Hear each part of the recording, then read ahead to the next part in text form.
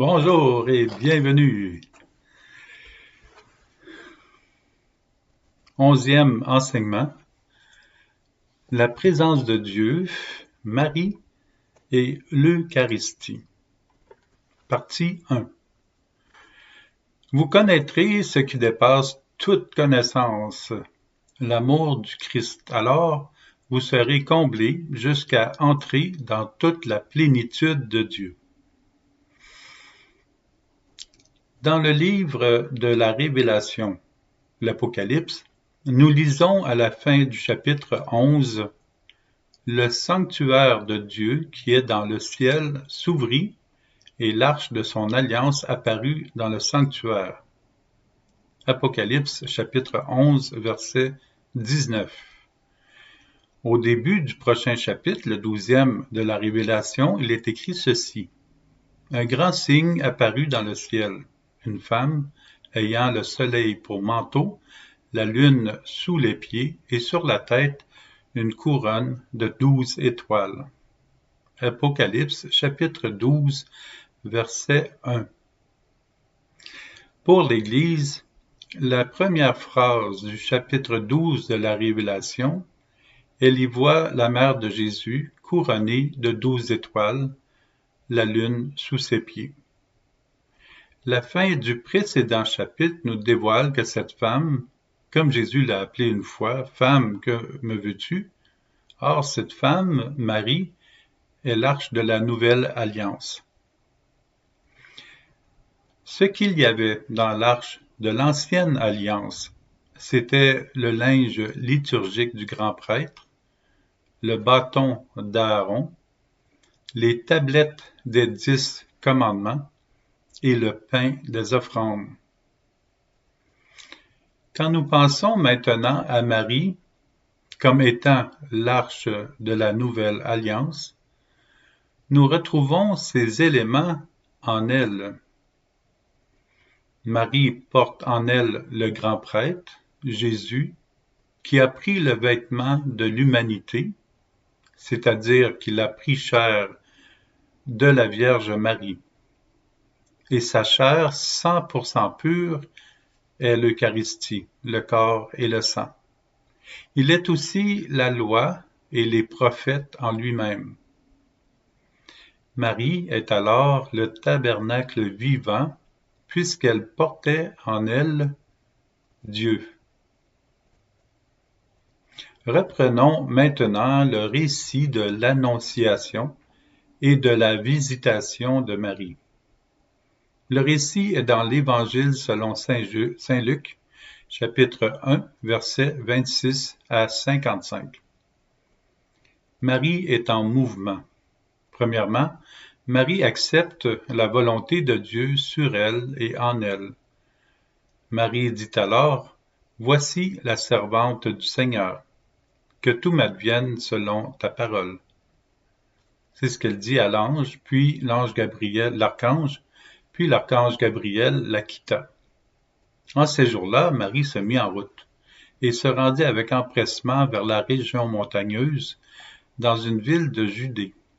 Elle entra dans la maison de Zacharie et salua Élisabeth. Or, quand Élisabeth entendit la salutation de Marie, l'enfant tressaillit en elle.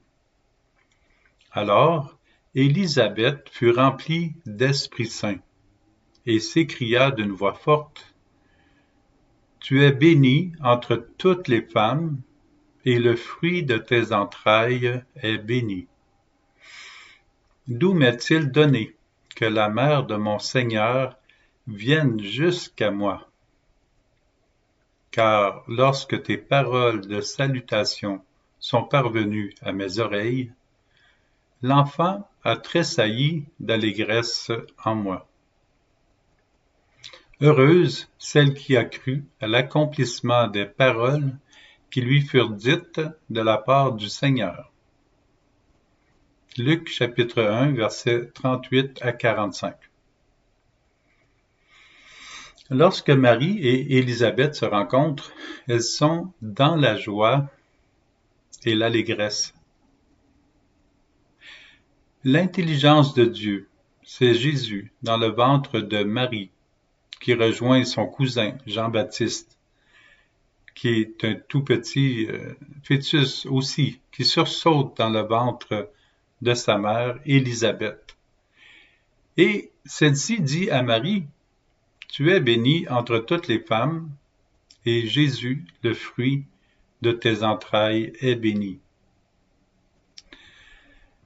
De toute l'histoire humaine, c'est la seule femme qui a dit cela à une autre femme. C'est l'intelligence, l'amour de Dieu qui part de Jésus vers Jean-Baptiste et touche le cœur d'Élisabeth. D'où elle dit la vérité. Puis Marie s'exclame de joie. « Mon âme exalte le Seigneur, mon esprit exulte en Dieu mon Sauveur. Il s'est penché sur sa servante. » La joie de l'amour fait le tour de Jésus et de retour à Marie. Lorsque nous savons que nous sommes aimés de Dieu, nous exultons aussi de joie, puisque nous sommes aussi remplis de grâce, et les rayons de l'amour passent de notre cœur au cœur de l'humanité. C'est aussi le propre de la réception de l'Eucharistie. Les rayons d'amour de l'Eucharistie passent à travers nous pour toucher à l'instant les personnes présentes dans l'Église et l'humanité, même si nous ne disons et ne faisons rien de particulier au jour le jour. Jésus, dans le ventre de Marie, a touché de son amour Jean le Baptiste, Élisabeth, puis Marie. L'amour de Dieu circule. Nous avons plusieurs choix dans une journée. Recevoir l'Eucharistie, les sacrements, est aussi un choix, où nous redisons oui à Dieu et où nous permettons à son amour de directement prendre place en nous. L'éloignement de l'Eucharistie et des sacrements est un éloignement de l'amour de Dieu. Bon, il y a des personnes qui peuvent ne pas se rendre pour recevoir l'Eucharistie, c'est compréhensible. Mais quand c'est possible, c'est toujours un retour à l'amour de Dieu. Jean le Baptiste, Élisabeth et Marie n'ont rien eu à faire et l'amour était présent.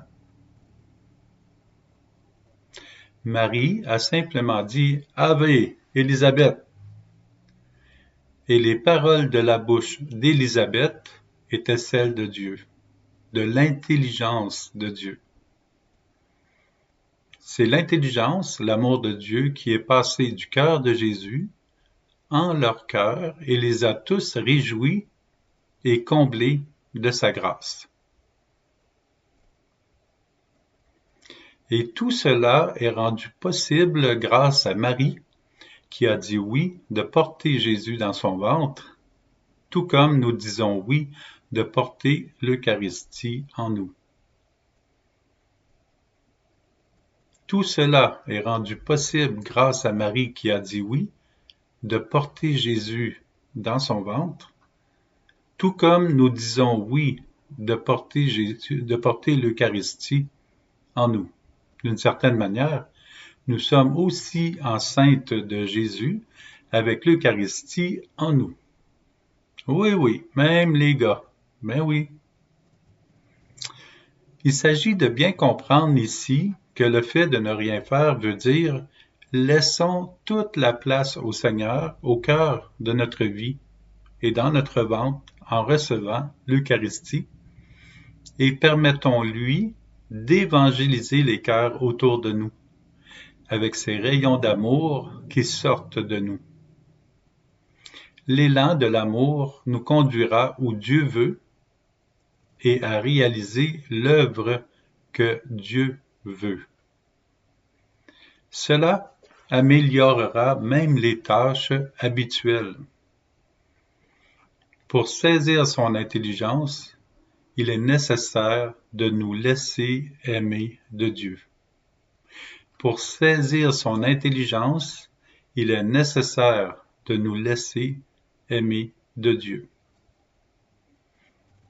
C'est la Trinité qui transmet son message à Jean le Baptiste, puis à Élisabeth, jusqu'à sa cousine Marie.